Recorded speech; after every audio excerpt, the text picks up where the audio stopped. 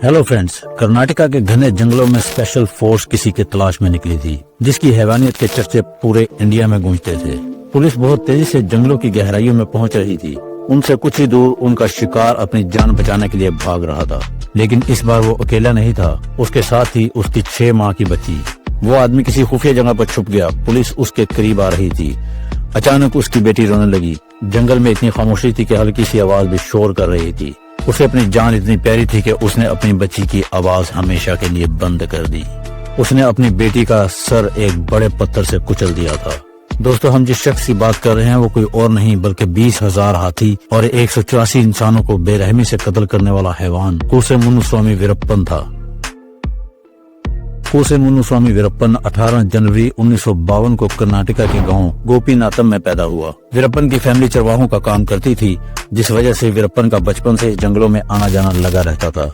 उस पर सबसे ज्यादा इन्फ्लुएंस उसके चाचा का था, जो कि एक शिकारी और चंदन की स्मगलिंग करता था। इसलिए बचपन से ही वीरप्पन जुराइम को देखते हुए बड़ा हुआ था। अपने चाचा की जंगलों में जान पहचान की वजह से वीरप्पन की भी दोस्ती कई स्मगलर ग्रुपों के साथ होने लगी। जब वो अपने चाचा के साथ जाता तो शिकारियों को हाथियों का शिकार करते हुए बड़े गौर से देखता था। आहिस्ता आहिस्ता हाथियों का शिकार करना और उससे पैसे कमाने का काम वीरप्पन को अपनी तरफ अट्रैक्ट करने लगा। उस दौर में हाथियों को मारकर उनके दांतों की स्मगलिंग करना आम बात थी। ज्यादा पैसा कमाने के चक्कर में वीरप्पन भी इस काम में कूद पड़ा था और वो 17 साल की उम्र में ही हाथियों के बाद वो इंसानों का भी कत्ल करने लगा था। और आहिस्ता आहिस्ता वो अपने चाचा से अलग होकर उसने अपना अलग गैंग बना लिया और बहुत जल्द उसने जंगल के बड़े हिस्से पर कब्जा कर लिया, जिस वजह से उसने हाथियों का शिकार बड़े पैमाने पर करना शुरू कर दिया। जंगल से हाथियों की कम होती तादाद गवर्नमेंट के लिए सरदर्द बन चुकी थी। तमिलनाडु और कर्नाटका की गवर्नमेंट ने हाथियों के दांत से बने प्रोडक्ट पर बैन लगा दिया। गवर्नमेंट के इस एक्शन से वीरप्पन का बिजनेस बिल्कुल ठप पड़ गया था। तब उसने दूसरा रास्ता इख्तियार किया। उसने चंदन की लकड़ी की स्मगलिंग शुरू कर दी। उसने अपनी जिंदगी में तकरीबन 10,000 टन चंदन की लकड़ी बेची, जिसकी कीमत उस दौर में 2 अरब रुपए थी।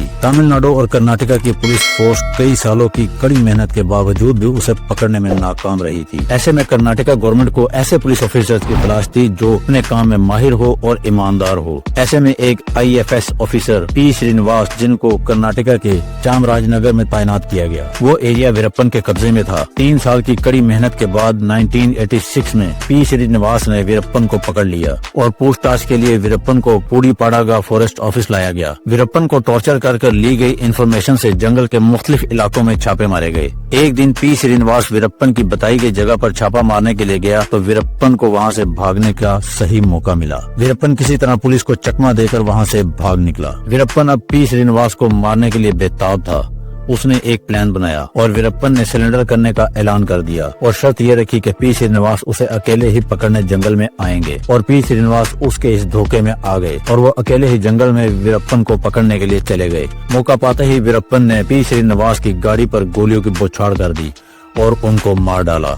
इस हादसे के बाद कर्नाटका गवर्नमेंट ने वीरप्पन को जिंदा या मुर्दा पकड़ने के लिए 5 करोड़ का इनाम भी रखा, लेकिन कोई फायदा नहीं हुआ। 2003 से 2004 के दरमियान तमिलनाडु की चीफ मिनिस्टर जयललिता ने IPS के विजय कुमार को STF को लीड करने की जिम्मेदारी सौंपी। विजय कुमार एक बहुत ही एक्सपीरियंस्ड ऑफिसर थे। उन्हें कर्नाटका, तमिलनाडु और केरल के जंगलों के बारे में काफी नॉलेज भी था। विजय कुमार 10 महीने की कड़ी छानबीन के बाद इस नतीजे पर पहुंचे कि वीरप्पन को पकड़ने के लिए उसे जंगल से बाहर लाना ही होगा। विजय कुमार अपने से इन्फॉर्मेशन निकलवाता है, जिससे पता चलता है कि वीरप्पन की आंख में मोतिया है, जिसका वो बहुत जल्द इलाज करवाना चाहता है।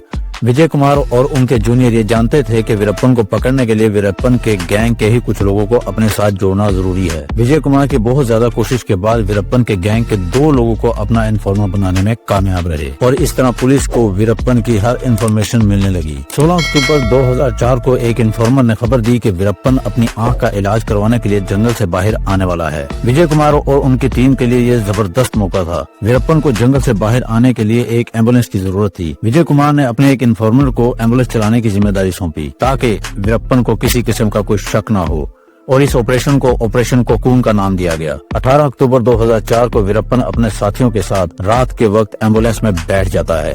STF के कमांडोज गन्ने से भरे ट्रक और एक लारी की आड़ में अपनी अपनी पोजीशन संभाल लेते हैं। जैसे ही एम्बुलेंस उस जगह पर पहुंचती है तो गाड़ी का ड्राइवर, जो कि पुलिस का इन्फॉर्मर था, वो पहले एम्बुलेंस की नीली बत्ती जलाता है और फिर अगली फॉग लाइट जलाता है। ये एक एसटीएफ का सीक्रेट कोड था। नीली बत्ती का मतलब था कि गाड़ी में वीरप्पन के साथ और भी लोग मौजूद हैं, और फॉग लाइट का मतलब था कि उनके पास असला भी मौजूद है। ये देखकर सब चौकन्ने हो जाते हैं। जैसे ही एम्बुलेंस मौका पर पहुंचती है, गन्ने से भरा ट्रक इसका रास्ता रोक लेता है।